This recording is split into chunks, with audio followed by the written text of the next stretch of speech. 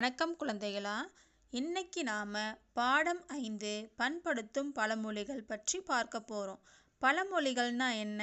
அதாவது நமது முன்னோர்கள் தங்களோட அனுபவ குறிப்புகளை நமக்கு சொல்லிட்டு போன தகவல்கள் தான் பழமொழிகள்.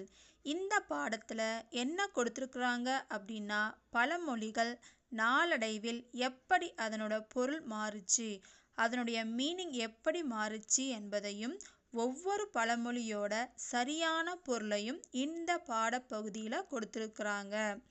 பண்படுத்தும் பழமொழிகள்.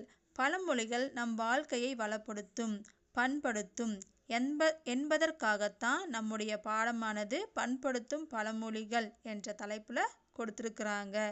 இது ஒரு உரையாடல் பகுதி. இதில் அன்பரசனும் தாத்தாவும் உரையாடி கொள்வது போல அமைந்துள்ளது.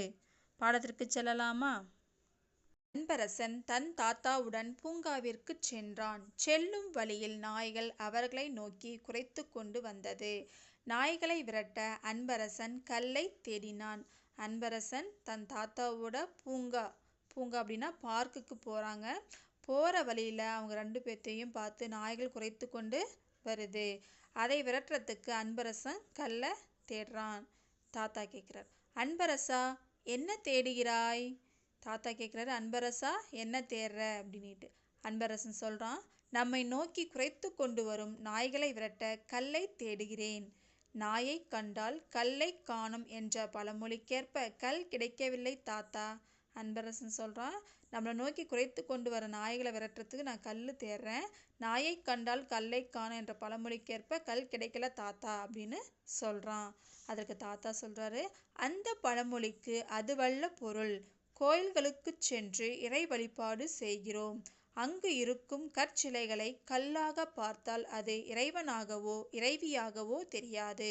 அதையே இறைவனாக பார்த்தால் கல்லாக தெரியாது என்பதைத்தான் இப்பழமொழி கூறுகிறது. தாத்தா சொல்கிற அந்த பழமொழிக்கு உண்மையான பொருள் அது அல்ல. நம்ம கோயில்களுக்கு சென்று சாமி கும்பிட்றோம். அங்கே இருக்கக்கூடிய சிலைகள் எல்லாமே கற்சிலைகள். அதை நம்ம கல்லுன்னு பார்த்தோம் அப்படின்னா அது நம்மளுக்கு கடவுளாக தெரியாது.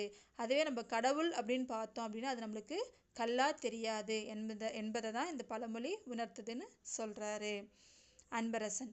ஓ அப்படியா?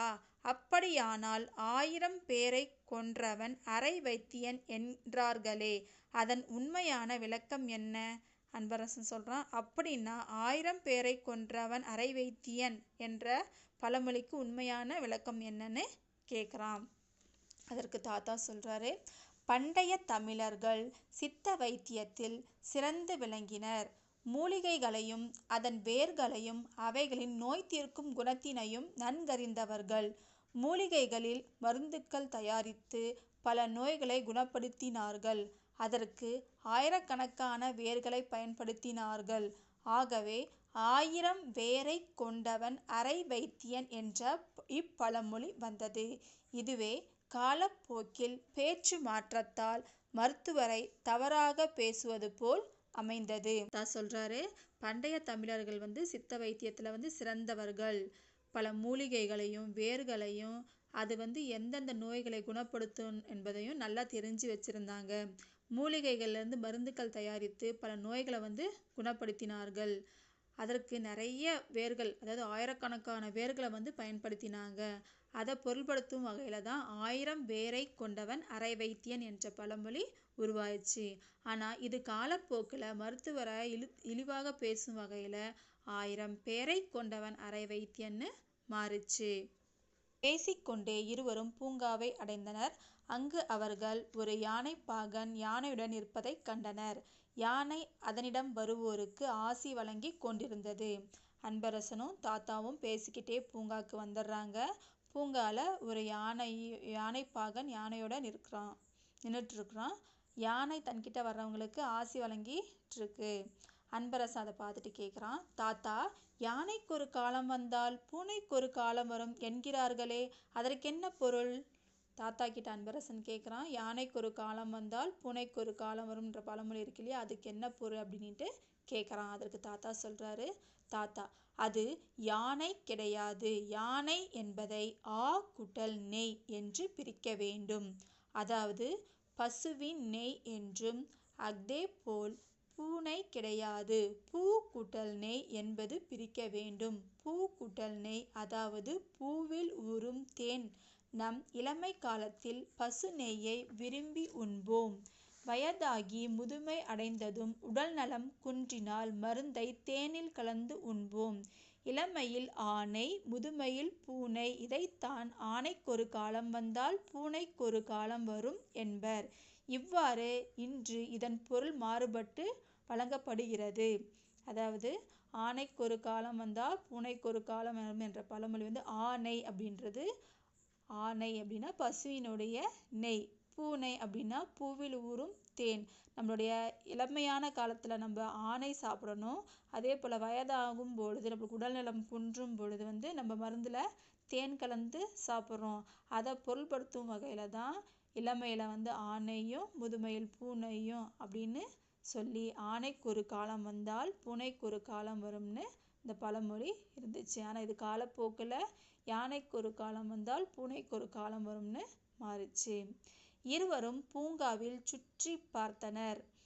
பூங்காவில் குழந்தைகள் விளையாடுவதையும் மக்கள் உரையாடி மகிழ்வதையும் கண்டனர். தாத்தாவும் அன்பரசனும் பூங்காவை சுற்றிக்கிட்டு குழந்தைங்க விளையாடுற குழந்தைகளை பார்க்குறாங்க. அங்கே மக்கள் பேசிட்டு மகிழ்ச்சியாக இருக்கிறத பார்த்துட்டு வராங்க. அன்பரசன் பூங்காவில் பஞ்சு மிட்டாய் விற்பதை பார்த்தான். தாத்தாவிடம் பஞ்சு மிட்டாய் வாங்கி தருமாறு கேட்டான். பஞ்சு மிட்டாய் வாங்கியதும் அதை சுவைத்து கொண்டே தாத்தாவிடம் கேட்டான். அன்பரசன் பூங்காவில் பஞ்சு மிட்டாய் விற்றுட்டு இருக்கிறத பார்த்துட்டு தாத்தா கிட்ட பஞ்சு மிட்டாய் வாங்கி தர சொல்லி கேட்குறான். உடனே தாத்தா என்ன செய்கிறாரு, அவருக்கு பஞ்சு மிட்டாய் வாங்கி தராரு. அதை அவன் சாப்பிட்டுக்கிட்டே தாத்தா கிட்ட கொஷின் கேட்குறான். அன்பரசன், குண்டு சட்டியில் குதிரை ஓட்டியது போல் என்று ஒரு பழமொழி சொல்கிறார்களே, அதன் பொருள் என்ன தாத்தா என்றான். அன்பரசன் கேட்குறான், குண்டு சட்டியில் குதிரை ஓட்டியது போல என்ற பழமொழியோட உண்மையான பொருள் என்னன்னு கேட்குறான். அதற்கு தாத்தா சொல்கிறாரு, தாத்தா, இதன் உண்மை விளக்கம் குன்று செடியில் குதிரை ஓட்டியது போல் என்பதாகும். அக்காலத்தில் குதிரைகளில்தான் பெரும்பாலும் பயணம் செய்வார்கள். விவசாயிகள் தக்காளி, கத்தரி, வெண்டை, பூசணி, அவரை, மிளகாய் போன்ற காய்கறிகளை பயிர் செய்திருப்பர். அவைகள் வளர்ந்து சிறு சிறு குன்றுகள் போல தோற்றமளிக்கும். அந்த குன்று போன்ற செடிகளின் மீது குதிரைகளை ஓட்டாதீர்கள் என்பதை குறிப்பிடவே இப்பழமொழியானது கூறப்பட்டது. அதாவது தாத்தா சொல்கிறாரு, அதனுடைய உண்மையான விளக்கம் என்ன அப்படின்னா, குன்று செடியில் குதிரை ஓட்டாதே அப்படின்னா அந்த காலத்தில் குதிரைகள் மேலே தான் பெரும்பாலும் பயணம் செய்வாங்க இல்லைங்களா.